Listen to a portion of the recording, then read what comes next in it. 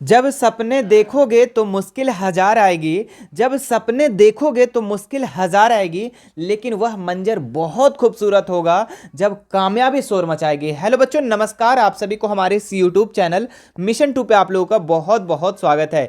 तो मेरे प्यारे बच्चों, आप मेहनत करो, आपकी मेहनत जरूर रंग लाएगी। और आप लोग का एग्जाम डेट जो है बहुत ही करीब आ रहा है और आप लोग का धड़कन बढ़ते जा रहा है, लेकिन कोई बात नहीं, हम आपके साथ हैं। हम आज आप लोगों के लिए लेकर के आए हैं क्लास 10th के मोस्ट इंपॉर्टेंट वीडियो, जो कि साइंस का है। 30 महत्वपूर्ण सवाल जो आपके एग्जाम के लिए बहुत बहुत ज्यादा इंपॉर्टेंट है। तो आप इस वीडियो को पूरा जरूर देखना और अपने उन सभी साथियों को शेयर कर देना जो क्लास 10th में होंगे, अपने बोर्ड एग्जाम की तैयारी कर रहे होंगे।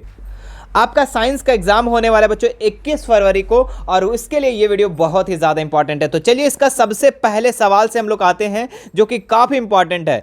देखिए, पहला जो सवाल है, प्रकाश के प्रवर्तन के कितने नियम है? ठीक है, तो आप लोग को पता होगा मेरे प्यारे बच्चों, प्रकाश के प्रवर्तन के कितने नियम हैं? 2 नियम हैं। तो ऑप्शन नंबर दूसरा इसका राइट हो जाएगा। इसमें बहुत सारे सवाल आप लोग जान रहे होंगे और बहुत सारे सवाल आप लोग को नया होगा। ठीक है, तो जो जान रहे होंगे अच्छी बात है, और जो नया होगा उसे आप सीख लेंगे, है ना। चलिए, दूसरा नंबर सवाल क्या दिया हुआ है? एक लेंस की क्षमता 2D है तो उसकी फोकस दूरी होगी। लेंस की क्षमता यानी कि P जो है बच्चों आपका दिया हुआ है 2D दिया हुआ है। कितना दिया हुआ है? 2D दिया हुआ है। आपको फोकस दूरी निकालना, और फोकस दूरी का फार्मूला होता है 1/P। ठीक है, तो लिखेंगे यहाँ पे 1 और P का मान कितना दिया हुआ है? 2। तो 1 को 2 से डिवाइड करेंगे तो आ जाएगा हमारे पास 0.50। और आपको पता है कि फोकस जो होता है वो मीटर में होता है, तो 0.50 मीटर कहाँ पे है?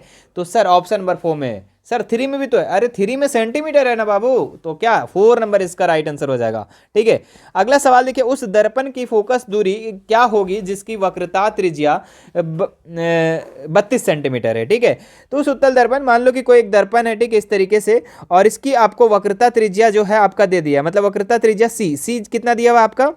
यहाँ पे आपका दिया हुआ है 32। ठीक है, और फोकस दूरी निकालने बोल रहा है। तो आपको पता है वक्रता त्रिज्या का आधा क्या होता है? फोकस दूरी होता है। तो 32 का आधा कर दो बाबू, कितना होगा? तो 16 सेंटीमीटर इसका राइट आंसर हो जाएगा। क्लियर है? आगे बढ़ते हैं हम लोग नेक्स्ट सवाल में। अगला जो सवाल दिया हुआ है, उस लेंस द्वारा वास्तविक आवर्धित प्रतिबिंब बनता है जब वस्तु स्थित होती है। तो उत्तल लेंस में वास्तविक आवर्धित प्रतिबिंब कब बनेगा बच्चों? जब f और 2f के बीच में रखेंगे। ठीक है, मान लो कि एक दर्पण है, ठीक है, और इसमें आपका एक यहाँ पे होता है आपका 2f होता है और यहाँ पे होता है f। इन दोनों के बीच में हम जब कोई भी वस्तु को रखेंगे तो उसका जो प्रतिबिंब बनेगा वो वास्तविक आवर्धित बनेगा। ठीक है, चलिए ऑप्शन नंबर 2 इसका राइट हो जाएगा। अगला सवाल देखते हैं हम लोग, क्या दिया हुआ है? नेत्र गोला की आकृति कैसी होती है? तो याद रखिएगा प्यारे बच्चों, गोलाकार। क्या होता है? गोलाकार होता है। अगला सवाल देखो, क्या दिया हुआ है? तारों का टिमटिमाना प्रकाश की किस घटना को दर्शाता है? तो तारों का टिमटिमाना प्रकाश के अपवर्तन के कारण होता है। किसके कारण? अपवर्तन के कारण। ऑप्शन नंबर 2 इसका सही बिल्कुल हो जाएगा। अगला सवाल देखो, यहाँ पे 1 एम्पियर बराबर होता है। तो 1 एम्पियर, ठीक है, एम्पियर मेरे प्यारे बच्चों, ये एम्पियर किसका मात्रक है? ये तो धारा का मात्रक, और धारा का फॉर्मूला क्या होता है जी? ठीक है, विद्युत धारा का फार्मूला होता है आपका आवेश बटा सेकेंड, है ना। क्या होता है? आवेश बटा सेकेंड।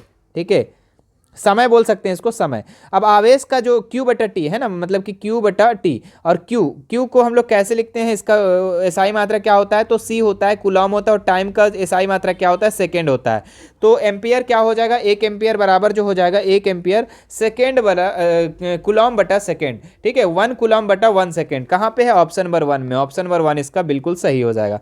अगला सवाल देखो, यहाँ पे किस विद्युत यंत्र में प्लस और माइनस का चिन्ह नहीं रहता है? ठीक है, तो इसमें प्रतिरोध में जो होता है ना, प्लस और माइनस का चिन्ह नहीं रहता है।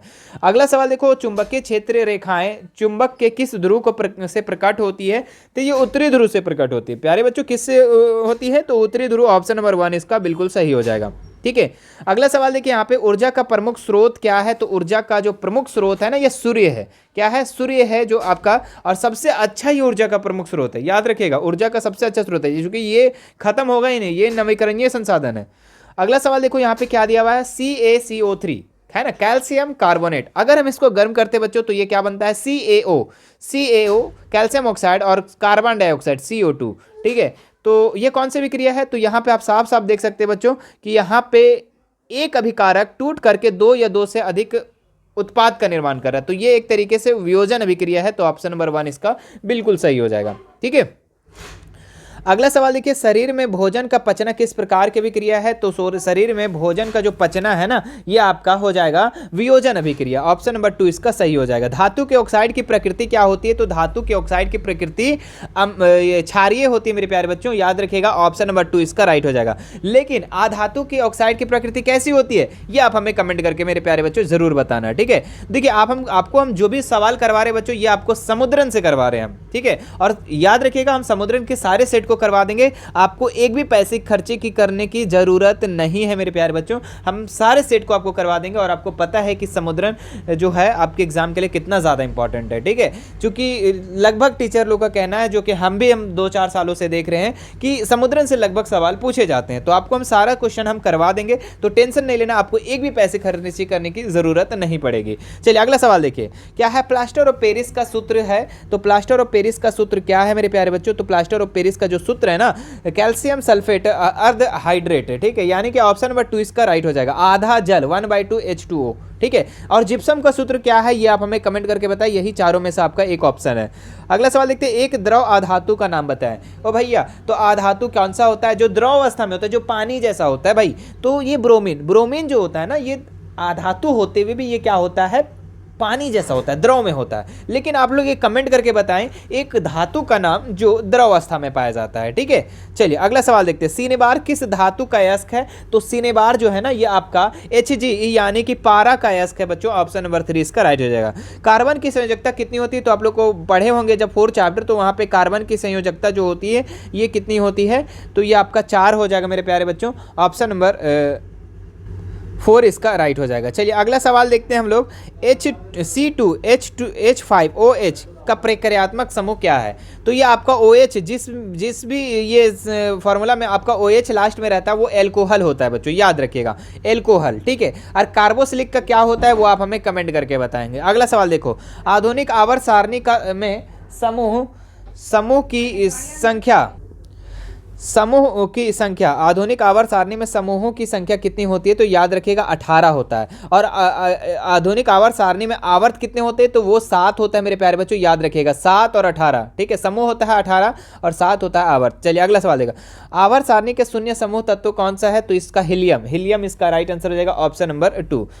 परजीवी पादप का उदाहरण है, तो परजीवी पादप का उदाहरण इसमें आपका कशटुका हो जाएगा, कसकुटा याद रखिएगा। ऑप्शन नंबर 1 इसका सही हो जाएगा। पौधे में पत्तियों द्वारा बने हुए भोजन का संवहन कौन करता है? तो ठीक है, तो जो पौधा होता है बच्चों, ठीक है, पौधा जो होता है, पौधा में जो पत्ती में जो भोजन बनता है वो अन्य भागों तक कौन पहुंचाता है? तो ये फ्लोएम पहुंचाता है। तो ऑप्शन नंबर 2 इसका राइट हो जाएगा। अगला सवाल देखो, यहाँ पे मस्तिष्क में विभिन्न सूचनाएं किस रूप में संचित होती है? तो मस्तिष्क में किस रूप में होती है संचित? तो ये चेतना के रूप में। ऑप्शन नंबर 1 इसका राइट हो जाएगा।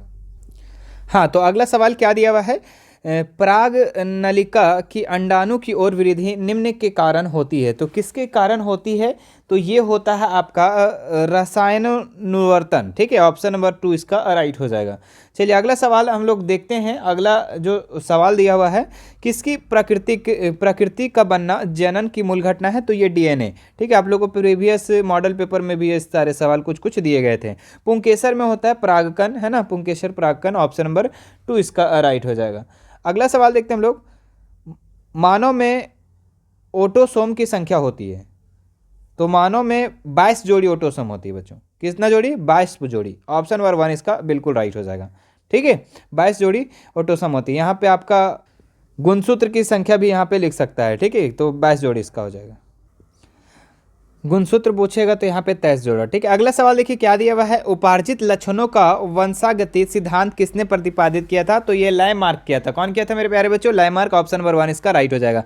अगला सवाल देखो, यहाँ पे निम्नलिखित में से कौन उत्पादक है? ठीक है, तो उसमें उत्पादक कौन है? तो ये घास जो है ना, ये उत्पादक है, ठीक है। घास जो क्या है? उत्पादक है। ऑप्शन नंबर 4 इसका राइट हो जाएगा। अगला सवाल देखो, यहाँ पे वन संपदा का एक उदाहरण है। तो वन संपदा, वन से क्या चीज पाया जाता है बच्चों? मिट्टी नहीं, तांबा नहीं, एल्युमिनियम नहीं, लकड़ी इसका राइट आंसर हो जाएगा। ऑप्शन नंबर 2, ठीक है। तो ये था मेरे प्यारे बच्चों आप लोग का 30 महत्वपूर्ण सवाल। मुझे आशा है कि आपको ये वीडियो पसंद आए तो हमारे इस वीडियो को क्या करना है, आपको लाइक करना है, ठीक है। और एक प्यारा सा कमेंट जरूर कर देना मेरे प्यारे बच्चों, ठीक है। और इसी का सारा सेट सारा कंप्लीट करवाने के लिए समुद्रन का प्यारे बच्चों, तो आप हमें नीचे जरूर कमेंट कर देना। मैं सारा का सारा कंप्लीट करवा दूंगा, एक भी पैसे खर्चा होने की जरूरत नहीं पड़ेगी और सारा का सारा आपको समझा दूंगा, ठीक है, तो हमारे चैनल पे आपको बने रहना है। और प्यारे बच्चों, आपको इस वीडियो को ज़्यादा से ज़्यादा शेयर कर देना है। ठीक है, और कोई भी दिक्कत है, ठीक है, जैसे कि आप लोग का अलग अलग प्लेलिस्ट हम बना दिए हैं। ठीक है, मैथ का अलग बना दिए हैं, साइंस का अलग बना दिए हैं, एसएसटी का अलग बना दिए हैं, तो सारा का प्लेलिस्ट जाकर चेक कर सकते हो और अपना रिजल्ट को बेहतर बना सकते हो। ठीक है, और हमसे जुड़ने के लिए आप हमारा इंस्टाग्राम और हमारा व्हाट्सअप चैनल पर जुड़ सकते हो, टेलीग्राम चैनल पर जुड़ सकते हो, लिंक डिस्क्रिप्शन में दिया हुआ है। Thank you so much.